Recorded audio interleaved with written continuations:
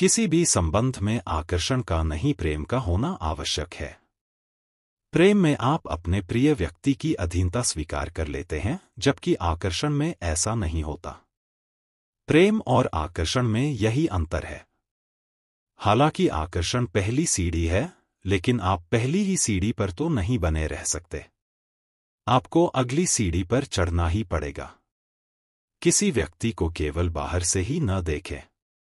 पुरुषों को महिलाओं की भावनाओं का सम्मान करना चाहिए। प्रेम में आप अपने प्रिय व्यक्ति की अधीनता स्वीकार कर लेते हैं।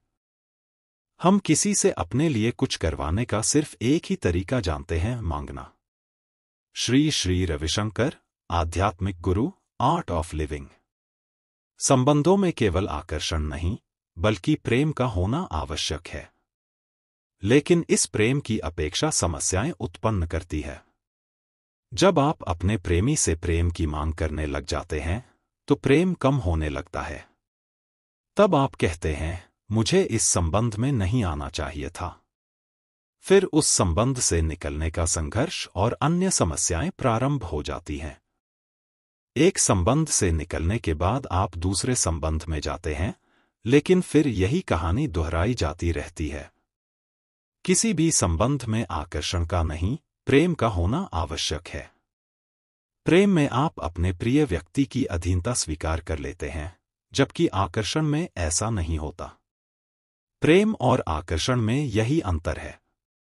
हालांकि आकर्षण पहली सीढ़ी है, लेकिन आप पहली ही सीढ़ी पर तो नहीं बने रह सकते। आपको अगली सीढ़ी पर चढ़ना ही पड़ेगा। वह सीढ़ी ही प्रेम है। किसी व्यक्ति को केवल बाहर से ही न देखें।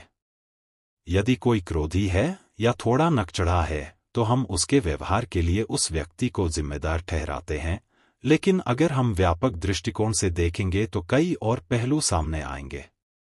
उस व्यक्ति के क्रोध के पीछे कोई न कोई कारण है। यह रिश्ते में प्रतिबिंबित हो रहा है, तो अपनी धारणा का फलक बढ़ाएं। किसी घटना के लिए उस व्यक्ति पर आरोप न लगाएं, बल्कि उसे स्वीकार करें और उस घटना को एक व्यापक दृष्टिकोण से देखें। यदि अपने संबंधों में आप ही सब कुछ कर रहे हैं और दूसरे व्यक्ति को बदले में कुछ नहीं करने दे रहे हैं, तो आप उनके आत्मसम्मान को कम कर रहे हैं। कभी कभी लोग कहते हैं, ओह, देखो, मैंने इतना कुछ किया, लेकिन फिर भी वह व्यक्ति मुझसे प्रेम नहीं करता। ऐसा इसलिए होता है क्योंकि वे असहज महसूस करते हैं। प्रेम तब होता है जब आदान प्रदान होता है, और ऐसा तभी हो सकता है जब आप भी दूसरे व्यक्ति को अपने लिए कुछ करने का अवसर दें। इसके लिए थोड़ी कुशलता की आवश्यकता है। हमें दूसरे व्यक्ति से भी बिना मांगे योगदान कराने में कुशल होना चाहिए। हम किसी से अपने लिए कुछ करवाने का सिर्फ एक ही तरीका जानते हैं, मांगना।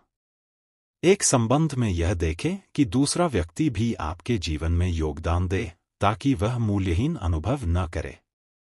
प्रेम बढ़ने के लिए दोनों का आत्मसम्मान आवश्यक है। जब आप किसी से प्रेम करते हैं, तो आप उन्हें सांस लेने की भी जगह नहीं देते, और यह कई बार घुटन भरा हो सकता है। घुटन प्रेम को खत्म कर देती है। एक दूसरे के स्थान का सम्मान करें। कुछ समय छुट्टी लें। पुराने समय में लोग यह जानते थे, इसलिए पत्नियों को साल में 1 महीने के लिए उनकी मां के पास भेजने की प्रथा थी। उस 1 महीने में प्रेम पनपता था, और उसके लिए थोड़ी दूरी, थोड़ी जगह की आवश्यकता होती है। जैसे रेलगाड़ी की पटरी समानांतर होती है और दूर तक एक साथ जाती है, वैसे ही जब दोनों व्यक्ति एक दिशा में चलते हैं, तो अनंत काल तक साथ चलते रहते हैं। जीवन में कुछ सेवा करने का लक्ष्य रखें। बांटने और सेवा करने से आपकी प्रेम करने और स्वीकार करने की क्षमता बढ़ेगी। यदि आप दोनों ने सेवा को एक उद्देश्य के रूप में रखा है और दोनों मिलकर उस दिशा में आगे बढ़ते हैं, तो कभी कोई समस्या नहीं होगी। एक दूसरे के प्रेम पर संदेह न करें। यदि आपको अपना प्रेम बार बार सिद्ध करना पड़े, तो कितना बड़ा बोझ लगेगा। प्रेम को अभिव्यक्त करना इतना मुश्किल है। दुनिया में आज तक कोई प्रेम को पूरी तरह से अभिव्यक्त नहीं कर पाया है। महिलाएं भावना प्रधान होती हैं।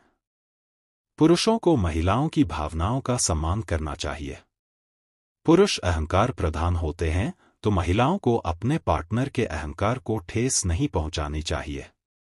पुरुष को कभी भी आपके सामने अपनी योग्यता को सिद्ध न करना पड़े। उनको आपके कारण आत्मग्लानि नहीं होनी चाहिए।